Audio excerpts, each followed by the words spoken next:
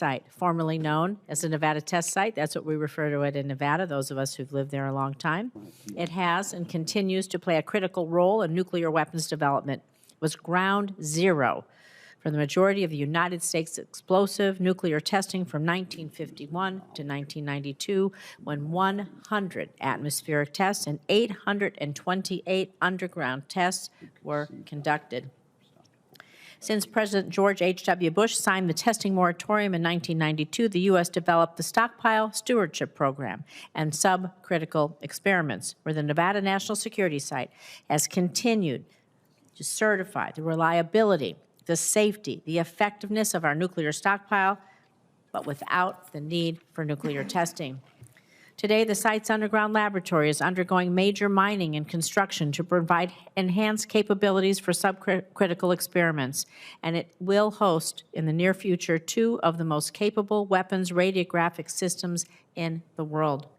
Together with other efforts, these machines will provide greater certainty and data about the performance of the U.S. nuclear stockpile, far better data, experts say, than the information that could be gleaned if the U.S. were to break the moratorium and conduct an explosive nuclear test, as the President and some in his orbit have advocated. So, Admiral Richard, for decades, the directors of the national laboratories, commander of U.S. STRATCOM, including you, during your command, and the secretaries of Defense and Energy have annually certified the military effectiveness of our stockpile and certified that it does not require resumption of explosive testing, with over 1,000 subcritical experiments and robust computer modeling providing the data to support those positions. So I'm going to build upon your answer to Senator Hirono, where you said that you stand by your own certifications of the stockpile, that you are confident in the certification process, and that you believe we need better test readiness to be able to conduct a test if the President were to give the order. Do you, sir, see any technical or strategic justification for resuming explosive testing, and do you agree with the data-informed assessments that it is unnecessary for the United States to resume explosive nuclear testing? Senator, I certainly stand by my certifications back when I was on active duty, as we have just discussed. That was 4 years ago. So I would defer to Admiral Carrell, the current commander of U.S. Strategic Command, who has access to that information that I no longer have. Up to 4 years ago, you were quite confident. Up to 4 years ago, I was quite confident. Thank you. I'm going to move over to you, Ambassador, because it's likely that a nuclear test would be followed by testing by Russia and China, probably others, increasing global nuclear security risks. Russia and China stand to benefit from testing more than the United States, given our advanced scientific and technical capabilities, meaning that resumed testing would actually weaken our position vis-a-vis our 2 major competitors and allow our adversaries to close the nuclear gap.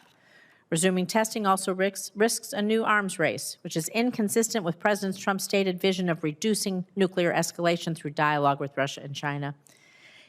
Ambassador, if President Trump were to order a nuclear test, in your opinion, how would you expect Russia and China to respond?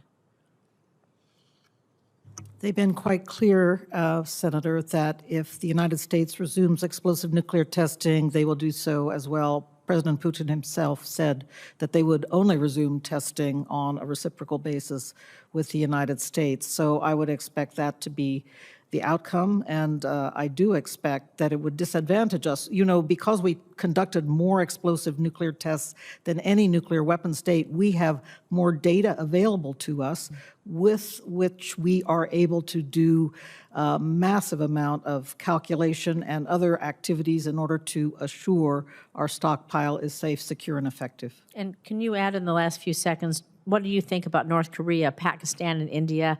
How would you advise managing the national security risks of testing by these states?